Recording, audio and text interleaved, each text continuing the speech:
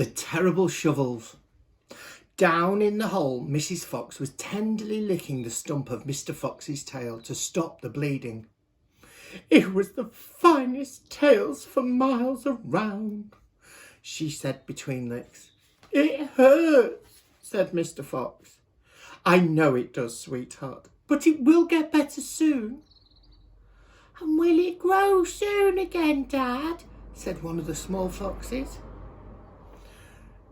"It will never grow again," said Mr. Fox. "I shall be tailless for the rest of my life." He looked very glum. There was no food for the foxes that night, and soon the children dozed off. Then Mrs. Fox dozed off, but Mr. Fox couldn't sleep because of the pain in the stump of his tail.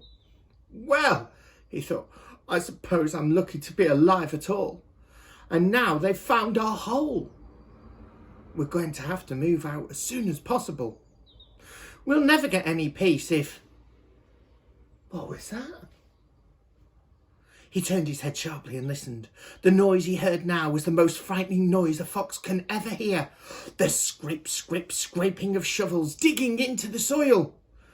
"Wake up!" he shouted. "They're digging us out!" Mrs. Fox was wide awake in a second. She sat up, quivering all over. "Are you sure that's it?" she whispered. "I'm positive. Listen. They'll kill my children." "Never," said Mr. Fox. "But darling, they will," sobbed Mrs. Fox. "You know they will." Scrunch, scrunch, scrunch went the shovels above their heads. Small stones and bits of earth began falling from the roof of the tunnel. "How will they kill us, Mummy?" asked one of the small foxes. His round black eyes were huge with fright. "Will there be dogs?" Mrs. Fox began to cry. She gathered the children around her tight. Suddenly, there was an especially loud crunch above their heads, and the sharp end of the shovel came right through the ceiling. And there you can see the shovel coming right through the ceiling. The sight of this awful thing seemed to have an electric effect upon Mr. Fox. He jumped up and shouted, "I've got it! Come on! There's not a moment to lose! Why didn't I think of it before?" "Think of what, Dad?" "A fox can dig quicker than a man," he shouted, and he began to dig. "Nobody in the world can dig as fast as a fox." The soil began to fly around furiously behind Mr. Fox as he started to dig for dear life.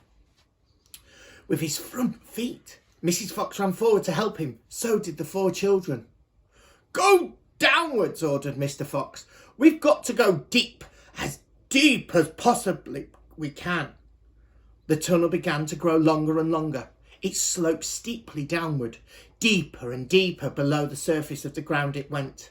The mother and the father of all 4 of the children were digging together.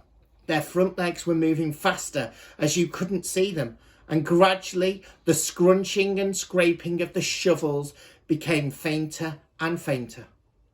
After about an hour, Mr. Fox stopped digging. "Hold it!" he said. They all stopped. They turned and looked back up the tunnel, and where they just dug, all was quiet. "Phew," said Mr. Fox. "I think we've done it. They'll never get as deep as this. Well done, everyone." They all sat down, panting for breath, and Mrs. Fox said to her children, "I should like you to know that if it wasn't for your father, we should all be dead by now. Your father is a fantastic Mr. Fox." Mr. Fox looked at his wife and smiled. He loved her more than ever when she said things like that to him.